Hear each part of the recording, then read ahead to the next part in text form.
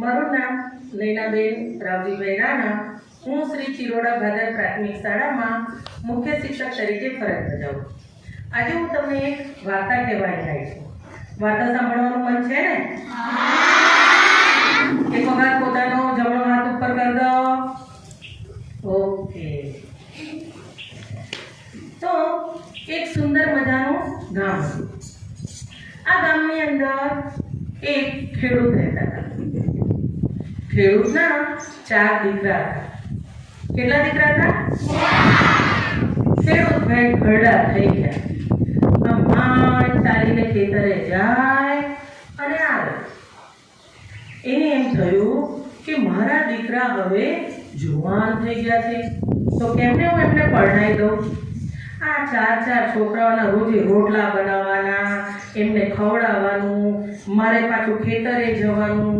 તો જો હું મારા દીકરાઓના લગ્ન કરી દઉં તો વહુઓ આવશે, એ મને રોટલા ખવડાવશે.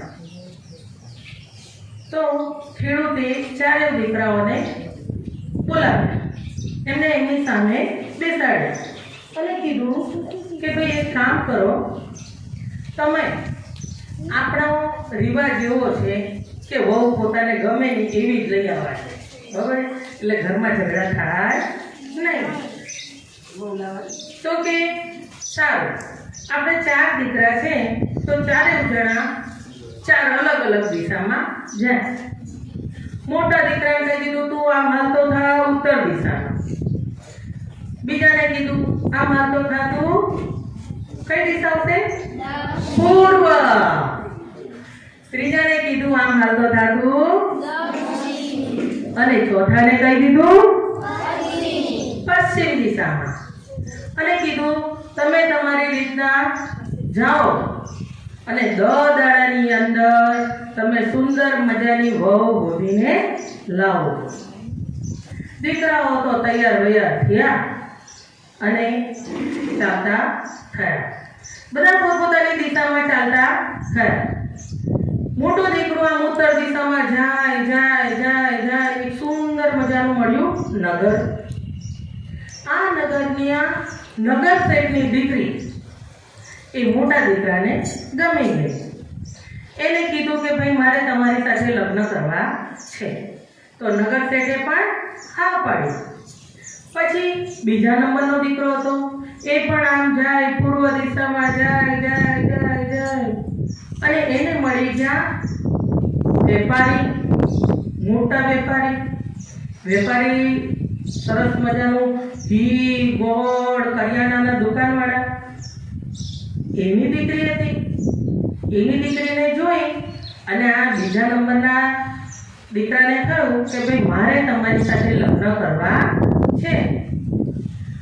તો કે સારું. હવે ત્રીજાની વારી આવી. ત્રીજો આમ જાય, દક્ષિણ દિશામાં જાય. એને એક સેનાપતિની દીકરી મળી. નિયમની ચુસ્ત, ખડતલ અને દીકરો પણ સરસ હતો. એને કીધું ભાઈ મારે તમારી સાથે લગ્ન કરવા છે. એટલે સેનાપતિએ હા પાડી દીધી. અને ચોથો બિચારો નસીબનો મારા જેવો હાવ. જ્યાં જાય ત્યાં મુસીબત પહેલી જ આવે. તે તો આમ જાય. કોઈ ગામ જ આવ્યું નહીં. જાય કાંઈ મળે નહીં. છેલ્લે જંગલ દેખાતું. એ તો એક ઝાડ નીચે બેઠો રોય. અરે આ રસ્તામાં તો કોઈ જંગલ જ નથી. અરે ગામ જ નથી દેખાતું, નકરું જંગલ જ છે. હું શું કરીશ? ક્યાંથી મારી વહુ મળશે? અને આજે તો 10 દિવસની અંદર 9 દાડા તો વીતી ગયા. હવે એક જ દાડો રહ્યો. એ તો રડવા લાગ્યો. એનો અવાજ સાંભળી અને ત્યાં એક નાની ઉંદેડી હતી. કોણ હતી? ઉંદેડી તો ચૂ કરતી એની પાસે આવી. એ તમે રડો છો કેમ? તો કે ભાઈ મારા પપ્પાએ કીધું છે કે તમે વહુ શોધીને લાવો, પણ મને તો આ કાંઈ દેખાતું નથી. તો ઉંદેડી કે એમાં હું લગ્ન કરીશ. તો ઓલો કે ઉંદેડી જોડે લગ્ન કરાય. હે આવું મજાક શું કરો છો કે મારે ઉંદેડી જોડે લગ્ન કરાય કે તો કે તમે ચિંતા કરતા નહીં, આમ તમારે જાઓ ઘેર અને કહી દેજો કે મને સરસ મજાની કુંવરી મળી ગઈ છે. તો ચાલો ભાઈ પાછા ભેગા થયા, એના પપ્પાને મળ્યા. એના પપ્પા કે સરસ છે કે બધા સરસ રાઈટ ટાઈમે બધા પાછા ભેગા થઈ ગયા છે.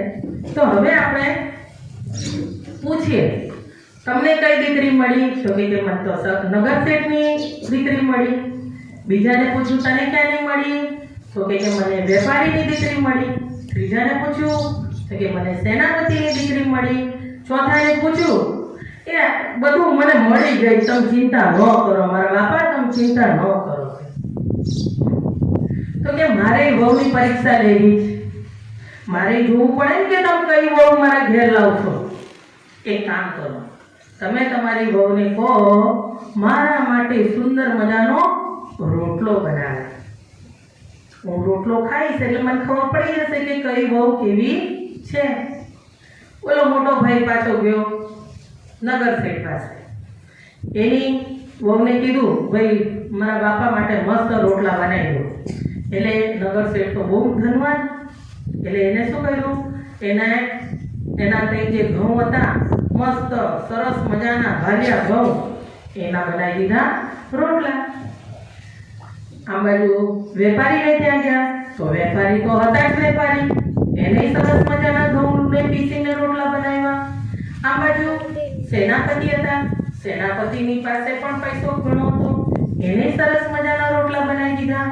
અને આને ઘેર તો કાંઈ હતું નહીં. એ તો જંગલમાં પાછો ઝાડ નીચે ગયો અને પાછો મંડ્યો રોવા. હું હવે ક્યાંથી રોટલા બનાવીશ? એટલામાં કોણ આવી? ઉંદરડી. ચૂ ચૂ ચૂ ચૂ ચૂ. કામ હું કરવા રહો છો? તો કે મારે તો રોટલા બનાવવાના કીધા. કે એમાં શું? ઉંદરડી દરમાં ગઈ અને એની પાસે એક હતી સોનાની ઘંટી. ઘંટી લાવી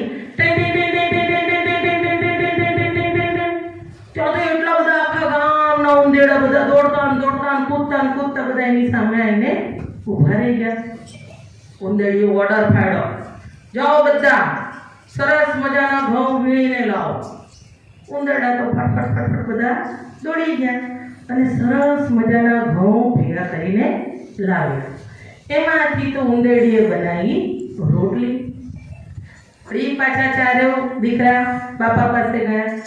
બાપાએ બધા રોટલાને બટકું ખાધું. ખાધા પછી પહેલાનું ખાધું. વહુ કે સરસ છે કે આ તો કોઈ ધનવાન લાગે છે, ઘઉં તો બહુ મસ્તીના છે. બીજાને ખાધું તો કે એના કરતાં થોડાક ઓછા છે પણ સરસ છે. ત્રીજાનું ખાધું તો કે થોડા ઉતરતી કક્ષાના છે પણ સરસ. ચોથાનું ખાધું, ઓહો આ તો કોઈ રાજાના ઘરના ઘઉં છે કે આવા ઘઉં તો રાજા મહારાજાઓ જે મોટા મોટા હોય એ લોકો જ આવા ઘઉં ખાઈ શકે, આપણા ઘઉંનું કામ નહીં. તો એને કીધું એના દીકરાને, તારી વહુ કોઈ રાજાની છે, રાજાની રાજકુંવરી છે? એ બાપા તમે બધું રહેવા દો કે એને ખબર હતી. કોણ હતી? ઉંદેડી. એટલે વળી પાછું બાપાને મન થયું કે આજે રોટલામાં તો બધા પાસ થઈ ગયા. હવે એક કામ કરો, મારે જોઈએ છે હવે ઠંડી શરૂ થવાની, તો ઠંડીમાં ઓઢવા માટે મને સરસ ધાબળો જોઈએ. એટલે એને તો કીધું ચાલે દીકરાને, હાલો બધા વાતે ને ગાતે જાઓ અને વહુને તેડીને લાવો. પહેલો ગયો નગર શેઠ પાસે, એ તો વાતે ને ગાતે નગર શેઠની દીકરીને વહુ બનાવીને લાવે. બીજો ગયો વેપારીને ત્યાં, એ પણ પોતાની વહુને તેડીને લાવે. ત્રીજો ગયો સેનાપતિ પાસે જંગલમાં, ઝાડ પાસે જઈને તો રોવા બેઠો. એટલામાં આવી ચો ચો ચો ચો શું થયું? તો કે હવે તો મને લગ્ન કરવાનું કીધું. કે હાલો કે આપણે બે લગ્ન કરી દઈએ. તો ઓલો તો હસવા લાગે, ભાઈ મારે ક્યાં ઉંદેડી જોડે લગ્ન કરવાના છે. તો કે ના, આપણે લગ્ન કરીએ.